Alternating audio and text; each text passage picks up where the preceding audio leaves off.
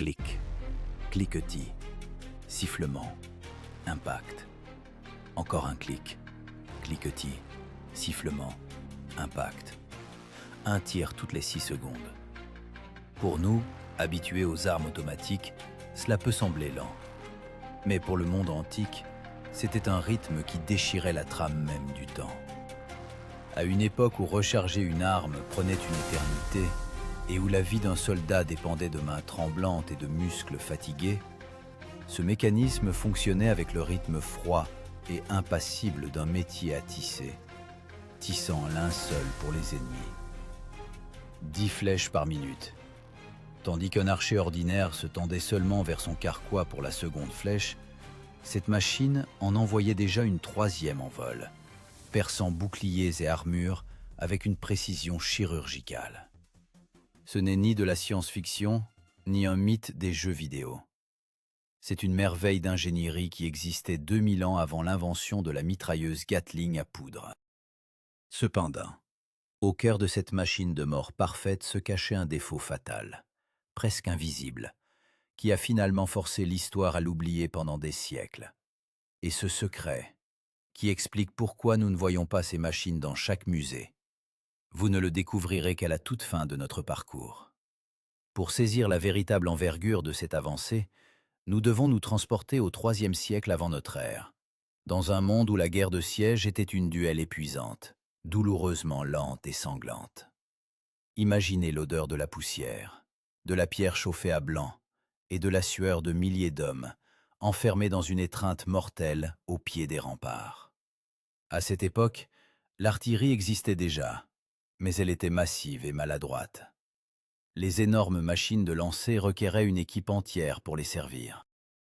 L'équipage devait tourner manuellement les treuils, tendant d'épaisses cordes faites de boyaux d'animaux, puis poser la lourde pierre ou flèche, viser et seulement alors tirer.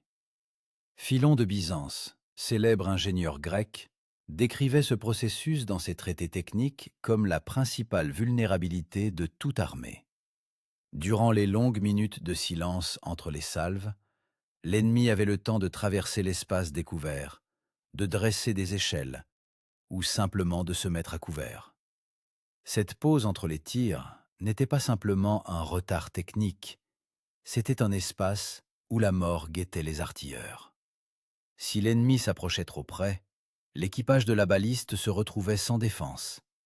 Les ingénieurs de l'Antiquité cherchaient désespérément un moyen d'accélérer ce processus, en tentant d'utiliser le poids du corps humain au lieu de la brute force des bras.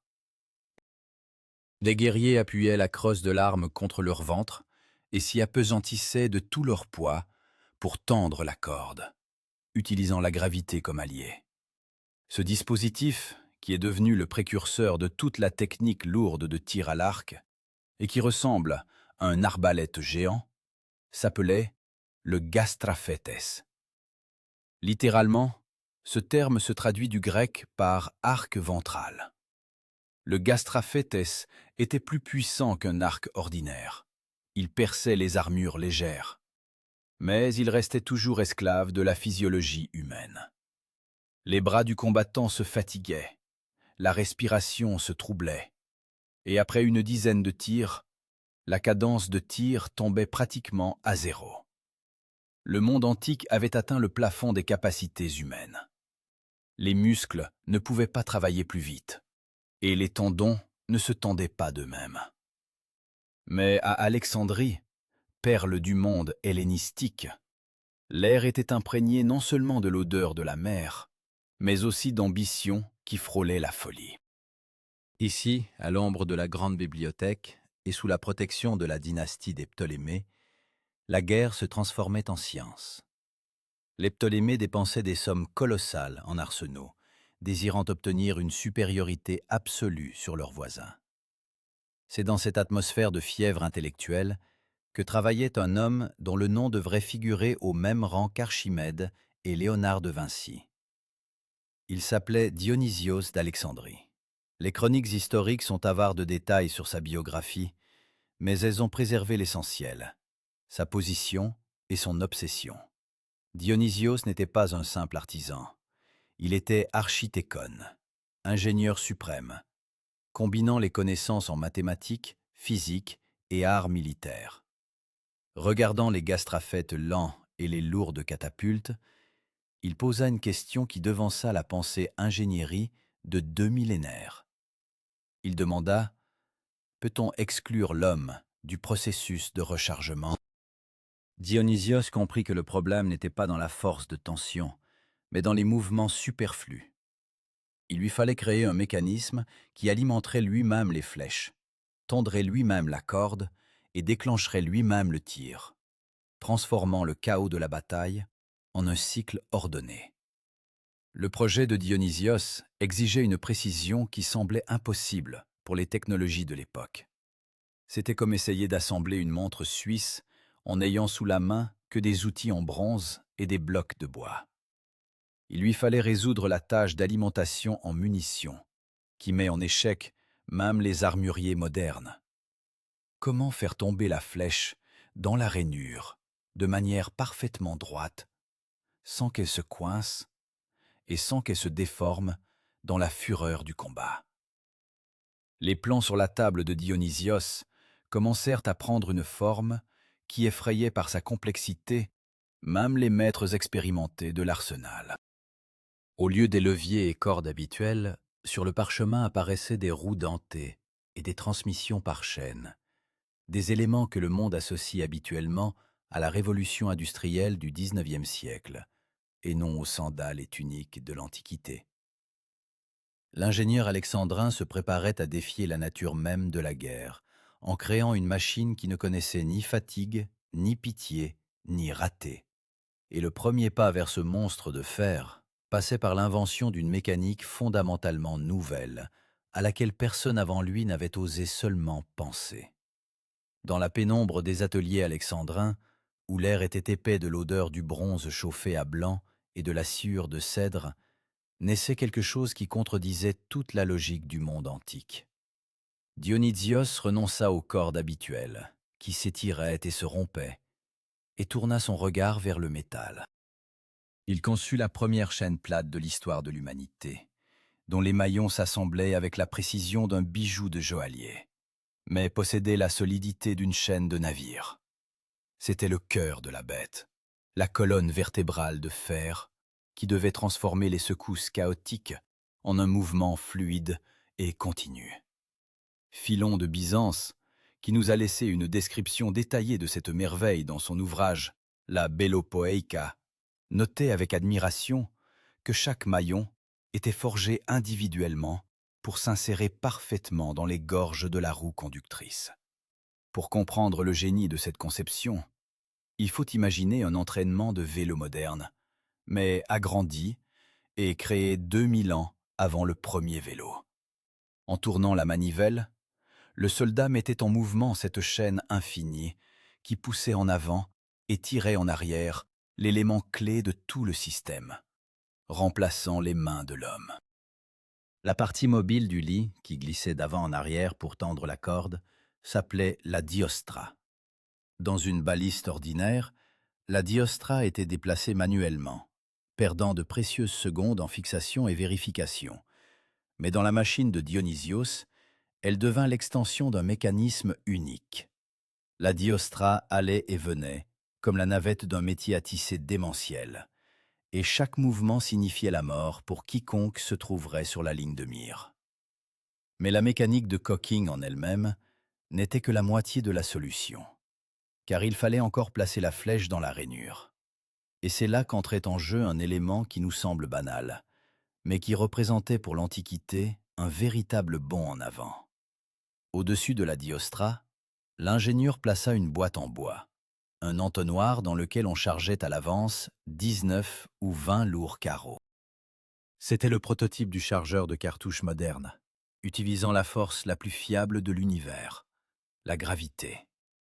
Dès que le verrou reculait, ouvrant la culasse, une nouvelle flèche tombait par son propre poids dans la rainure directrice, se positionnant parfaitement en place.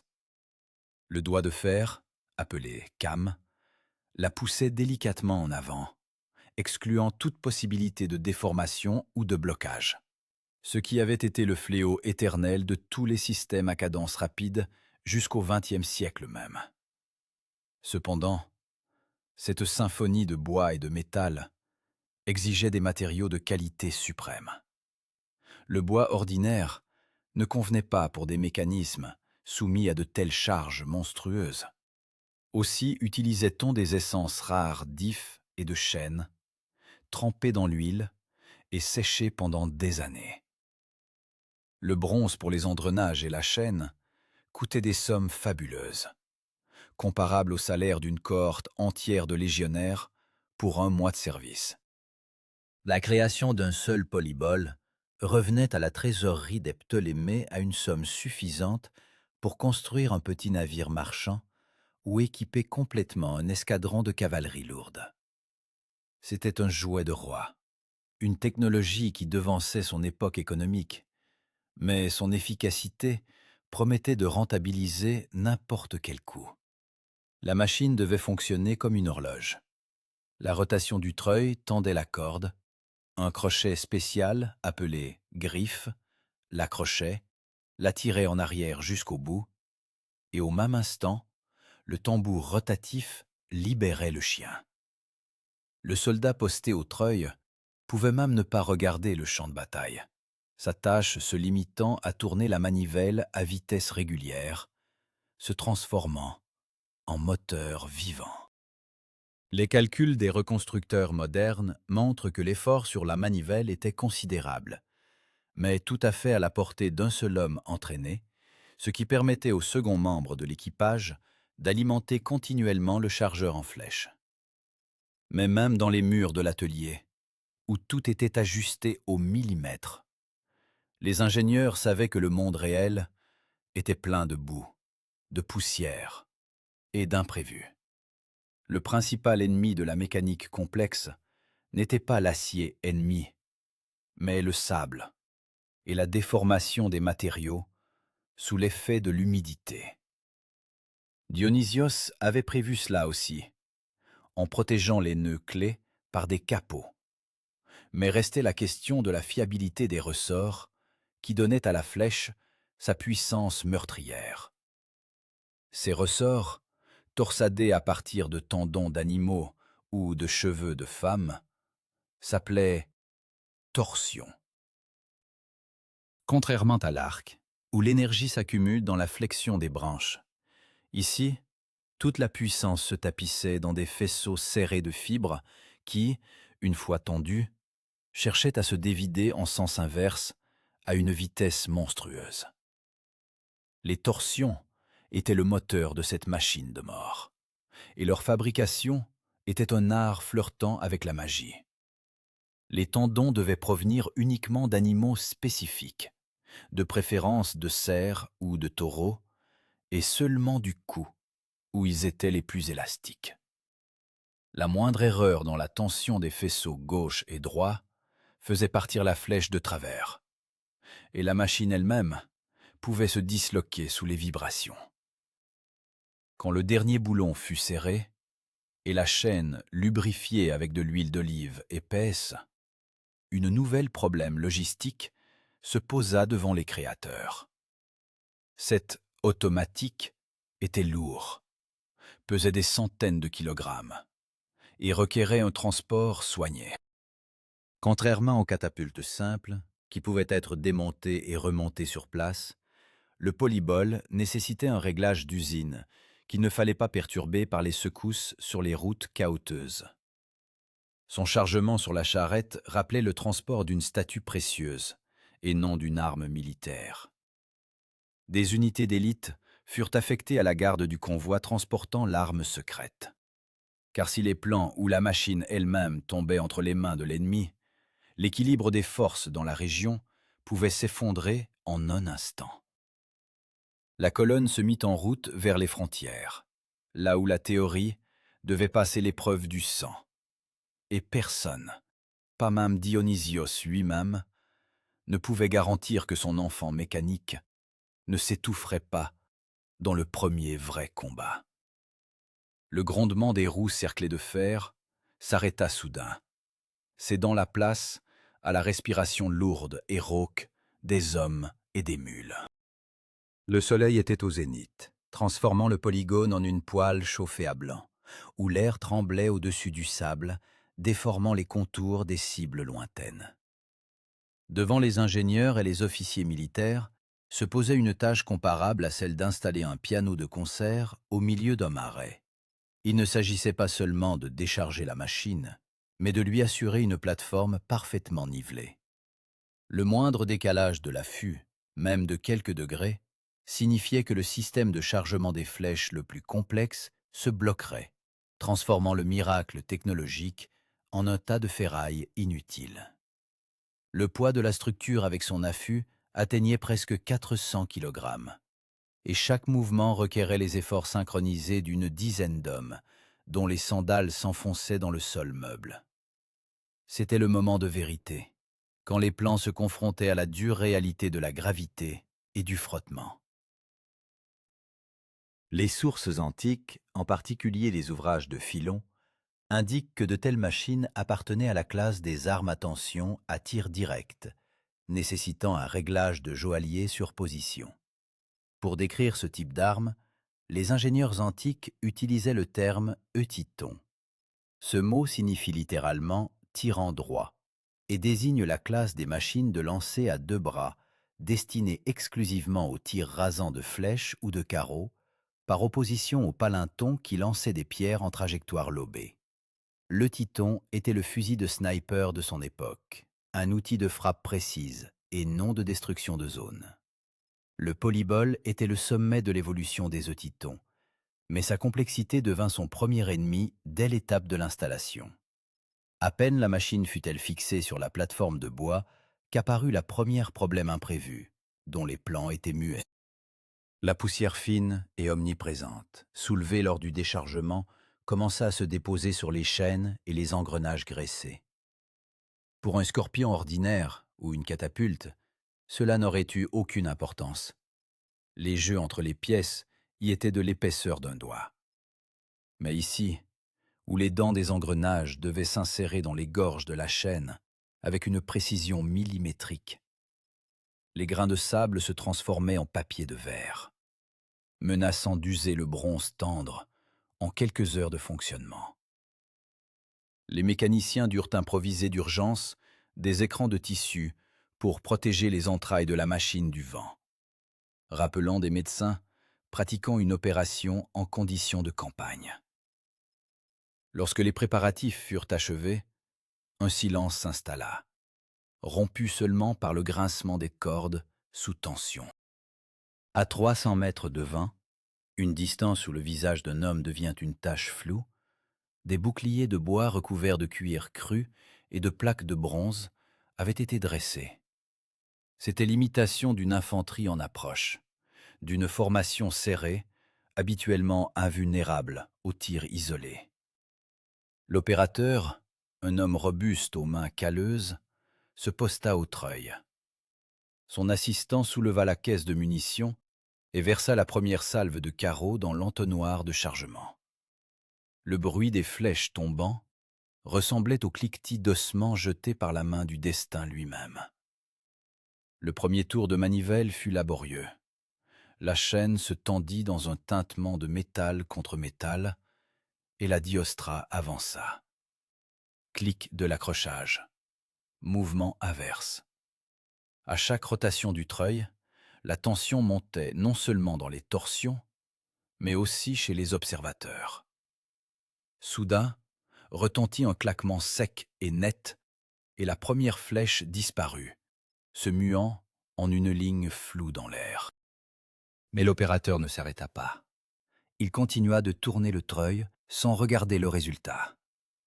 Clic, clac, clic, clac. Le rythme de tir était hypnotique. Cela ne ressemblait en rien aux salves d'archers, avec leur pose pour l'ordre et le tir. C'était un flux continu de mort. Les boucliers du polygone commencèrent à voler en éclats, comme frappés par un marteau géant invisible. Un carreau après l'autre s'enfonçait dans le bois, fracassant le bronze et transperçant le cuir. Les observateurs restèrent figés dans un état second. Ils virent comment, en 1 minute mesurée par le sablier, plus de 10 projectiles s'étaient enfoncés dans la cible. Mais c'est alors qu'apparut la seconde problème, plus insidieuse, liée au facteur humain, qui ne se révéla qu'en pleine action. L'opérateur au treuil commença à halter. Faire tourner le mécanisme lourd à un rythme soutenu exigeait à la fois l'endurance d'un marathonien et la force d'un forgeron. Après 2 minutes de tir continu, le rythme commença à tomber. Les muscles se remplissaient de plomb. Les mouvements devenaient saccadés. La machine pouvait tirer éternellement, mais l'homme, qui en était son moteur, s'épuisait. C'était le premier signal d'alarme, suggérant que l'automatisation avait résolu le problème du rechargement, mais n'avait fait que transférer la charge physique des mains du tireur sur le dos et les épaules du chargeur.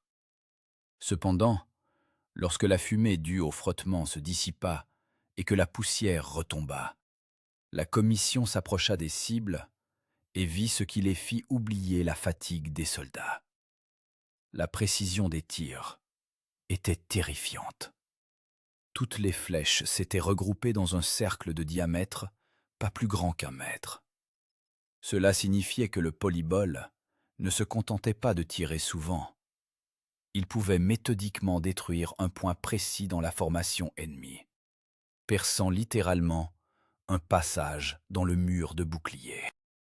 Mais le triomphe de la technologie fut assombri par une découverte effrayante des logisticiens, qui se tenaient à l'écart avec leurs tablettes de cire. Ils calculèrent rapidement la consommation de munitions et échangèrent un regard alarmé.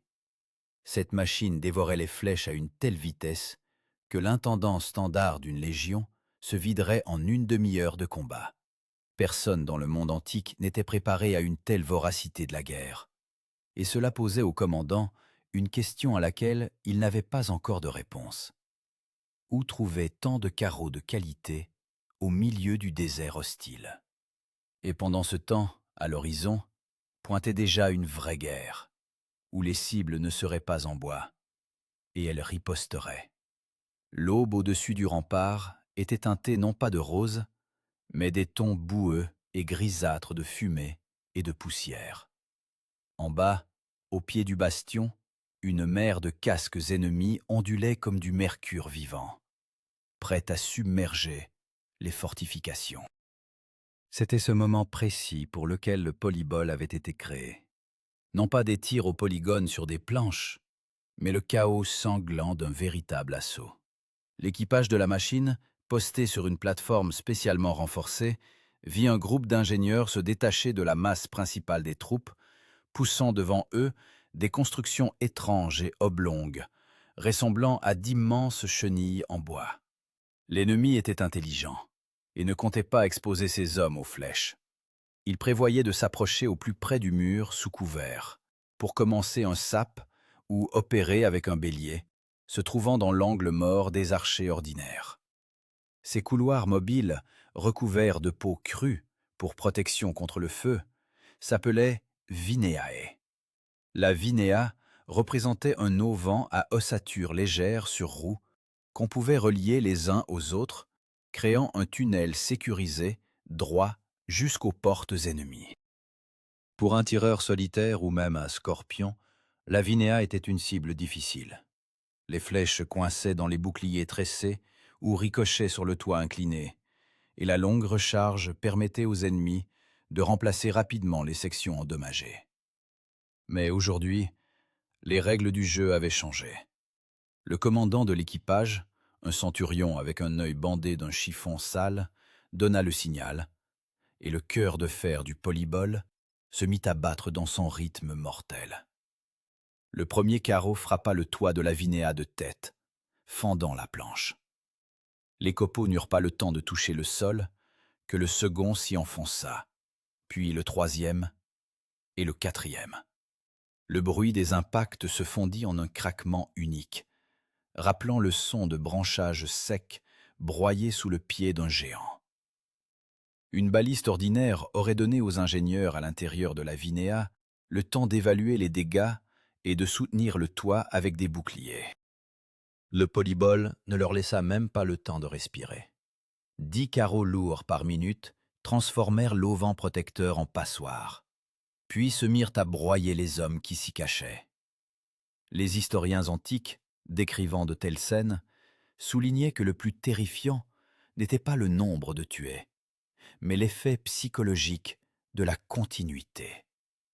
Philon de Byzance, dans ses traités, insistait sur le fait que la non-stop des coups prive l'adversaire de son sang-froid. Et ce matin-là, cette observation se vérifia au prix fort. Les sapeurs ennemis, habitués aux pauses rythmiques du tir, sombrèrent dans la panique. Ils ne pouvaient pas se montrer pour réparer la Vinéa, ni fuir en arrière, car le polybol avait créé une zone de destruction continue derrière eux. Mais le triomphe de la mécanique commença à se heurter aux limites physiques de la matière en plein combat. Du frottement insensé, la chaîne de bronze s'échauffa, tant que l'huile dont elle était lubrifiée se mit à fumer, emplissant l'air d'une odeur âcre de graisse brûlée. L'opérateur au treuil était au bord de l'évanouissement. Ses mains, malgré les gants de cuir, étaient écorchées jusqu'au sang par la poignée rigide. Pour maintenir le rythme de tir, le commandant dut remplacer le tourneur en pleine action, ce qui faillit causer une rupture de cadence et un blocage du mécanisme d'alimentation. C'est précisément à cet instant que se révéla la principale vulnérabilité tactique de cette arme miracle, à laquelle on n'avait pas pensé dans le calme des bureaux. L'ennemi, réalisant que le centre était balayé par un déluge de feu, changea brutalement de tactique et lança des unités d'assaut sur les flancs, dans les zones mortes du tir. Faire pivoter le lourd polybol, pesant des centaines de kilogrammes, à la suite de l'infanterie en fuite, s'avéra une tâche presque impossible. L'affût était rigidement fixé pour la précision, et pour modifier le secteur de tir, ne serait-ce que de 30 degrés, il fallait les efforts de tout l'équipage, et de précieuses minutes dont il ne disposait pas. Pendant que les soldats, se cassant les ongles, tentaient de pivoter la masse avec des leviers, les porteurs de boucliers ennemis percèrent jusqu'à la base du mur. Le polybol, roi du combat à distance, se révéla inutile contre un ennemi collé au mur. Les flèches s'épuisaient à une vitesse catastrophique. La caisse, prévue pour un long siège, se vida en 15 minutes de combat intense. La chaîne logistique d'approvisionnement en munitions se rompit, car les porteurs avaient été abattus par les frondeurs. La machine se tut. Le métal surchauffé crépitait doucement en refroidissant, tandis qu'en bas, dans la zone morte, retentissaient déjà les haches ennemies qui taillaient les portes. Les légionnaires durent abandonner le miracle d'ingénierie et saisir leurs épées pour faire face à l'ennemi, corps à corps. La bataille passa à la phase d'une boucherie sanglante, où la technologie céda la place à la force brute. Et l'issue du combat dépendait désormais non pas du génie de Dionysios, mais du courage des simples soldats. Mais lorsque la poussière retomba et que les survivants commencèrent à compter les pertes, ils découvrirent dans la structure du polybol une panne fatale qui mettait un point final à son utilisation future et expliquait pourquoi cette machine n'avait pas conquis le monde. La fumée de la bataille se dissipait lentement, révélant un spectacle qui suscitait des sentiments mêlés de triomphe et d'horreur. Le mur avait tenu, mais le prix de cette victoire gisait devant les défenseurs, sous forme d'une montagne de corps mutilés et d'éclats de bois. Le polybol, qui une heure plus tôt crachait la mort avec la régularité d'un métronome, se dressait maintenant immobile, tel un monstre agonisant. Ses flancs de bronze ne brillaient plus au soleil. Ils étaient couverts d'une croûte noire, faite de mélanges d'huile, de suie et de sable. L'ingénieur en chef, qui s'approcha de la machine pour l'inspection, passa le doigt sur la roue conductrice et découvrit avec amertume, sur le bout de son doigt, une poussière dorée. Ce n'était pas de la saleté, mais le métal même du mécanisme, réduit en poudre par le frottement monstrueux du combat. Les dents, qui ce matin encore étaient de forme parfaite, ressemblaient maintenant aux gencives d'un vieillard édenté. Elles avaient été rongées par une charge pour laquelle le bronze tendre n'était tout simplement pas conçu. À cet instant, il devint évident que le génie de la conception s'était heurté à la dure réalité de la science des matériaux antiques. Les recherches modernes d'Eric Marsden, expert éminent en artillerie grecque et romaine, confirment. Les technologies de métallurgie de l'époque ne permettaient pas de produire des alliages capables de supporter un fonctionnement prolongé de la transmission par chaîne sous une telle charge. Le fer était trop mou ou trop cassant, et le bronze, bien qu'il se coule parfaitement, s'usait à une vitesse catastrophique. Le polybol gagna la bataille, mais il se tua lui-même dans le processus. Pour restaurer sa capacité de fonctionnement, il ne fallait pas simplement un nettoyage, mais un remplacement complet des nœuds clés, impossible à forger dans une forge de campagne. Cela signifiait que la Légion traînait désormais à sa suite une demi-tonne de poids mort, inutile, jusqu'au retour à Alexandrie ou à Rome. Outre l'usure mécanique, se révéla une autre problème, purement humaine, concernant ceux qui maniaient cette bête. Les soldats affectés aux machines de lancer complexes et dotés de connaissances en mathématiques et balistique s'appelaient ballistères. C'était l'élite militaire, des spécialistes d'un domaine étroit, dont la formation durait des années et coûtait à l'État des sommes énormes. Après un seul combat, l'équipage du polybol ressemblait à s'y méprendre à des hommes passés par une chambre de torture.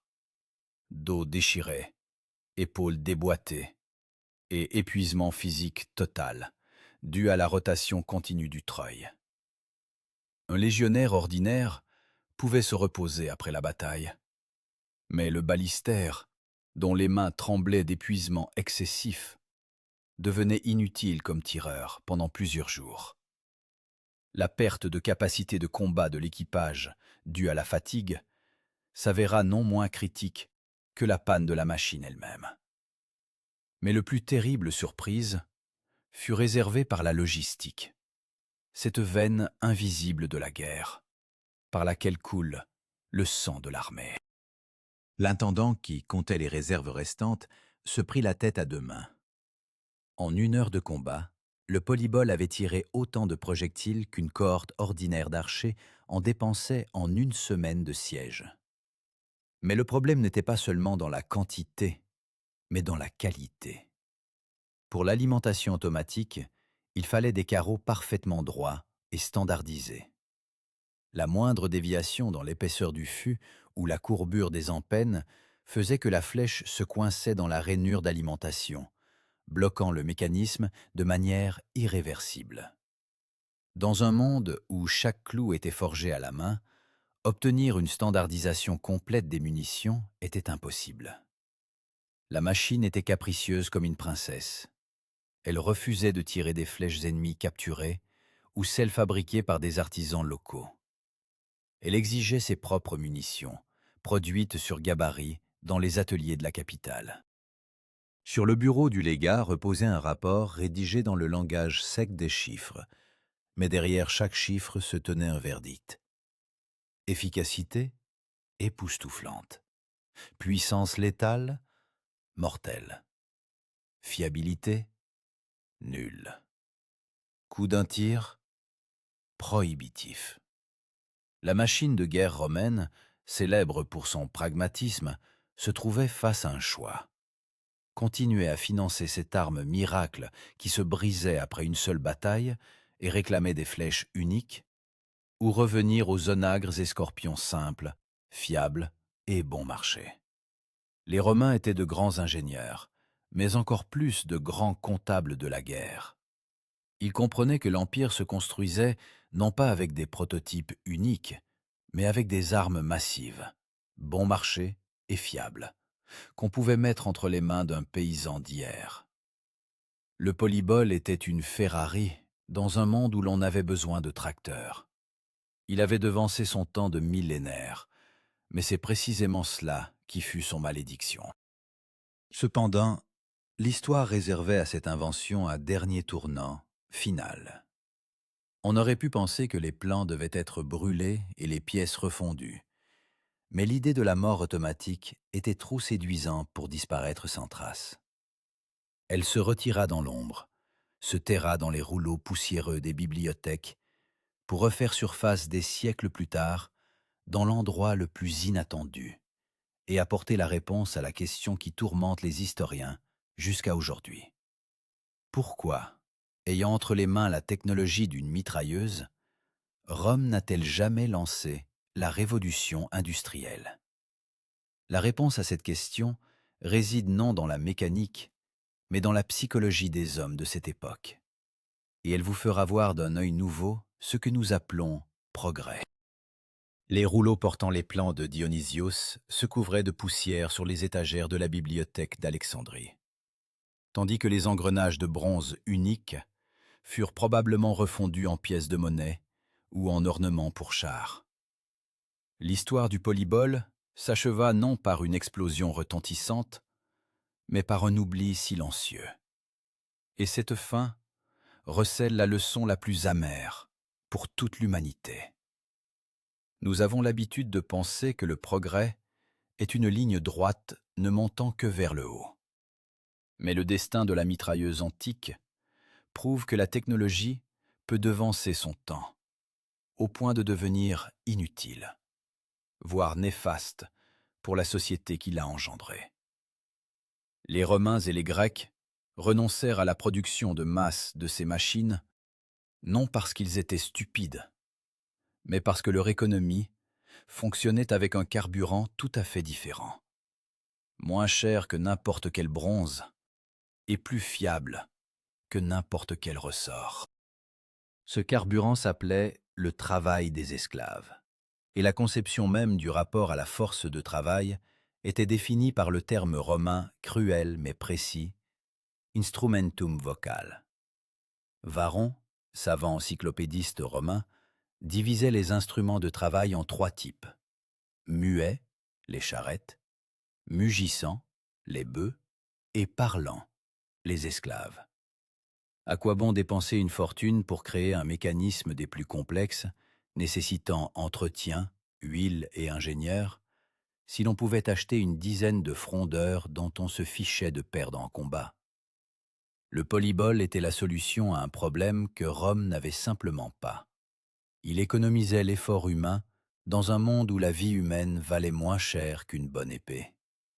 Mais dans cette tragédie se cachait encore un autre acteur, une rencontre avec lequel aurait pu changer le cours de toute l'histoire mondiale. Dans la même ville d'Alexandrie, seulement 2 siècles plus tard, vivait un autre génie, Héron, qui avait créé l'éolipile, une turbine à vapeur primitive. La sphère tournant sous l'effet de la vapeur n'était perçue que comme un jouet amusant pour des tours de temple. Le destin joua un mauvais tour à l'humanité. Dans une même ville, pratiquement à la même époque, existait le mécanisme idéal de mitrailleuse, le polybol, et le moteur idéal pour lui, la machine à vapeur. Si quelqu'un avait eu l'idée de coupler la transmission par chaîne de Dionysios avec la chaudière à vapeur d'Héron, les légions romaines auraient pu entrer dans l'ère de l'industrialisation 1500 ans avant la reine Victoria, et nous coloniserions peut-être déjà les étoiles aujourd'hui. Cependant, cela n'arriva pas, parce que la mentalité de l'homme antique érigeait une barrière entre la haute science et le travail sale. Les philosophes considéraient l'application de la mécanique pour alléger le travail physique comme indigne d'un citoyen libre. Le secret du polybol, dont nous avons parlé au tout début, ne résidait pas dans sa complexité, mais dans sa solitude tragique. C'était une machine assoiffée d'énergie que l'homme ne pouvait plus lui fournir, et que la vapeur n'avait pas encore pu lui donner. Elle était un parasite, suçant les forces de l'opérateur au lieu de lui donner de la puissance.